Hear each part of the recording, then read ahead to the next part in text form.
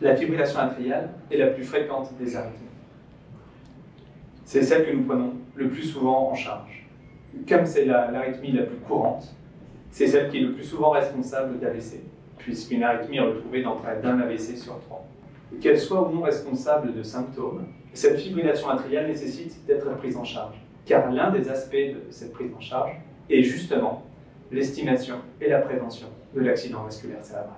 En effet, la fibrillation atriale multiplie par 5 le risque de faire un accident vasculaire cérébral.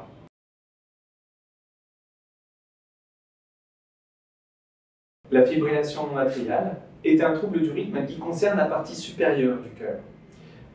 C'est une sorte d'orage rythmique où les oreillettes vont se mettre à fibriller, à trembler. Cette fibrillation va être responsable d'une contraction inefficace du cœur, des oreillettes particulièrement.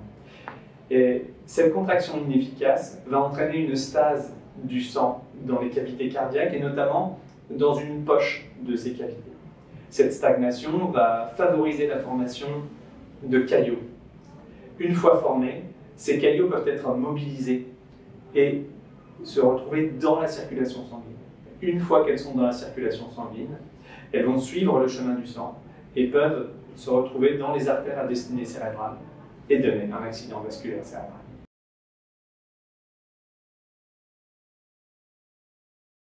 Les patients souffrant de fibrillation atriale seront plus exposés au risque d'accident vasculaire s'ils ont des facteurs de risque.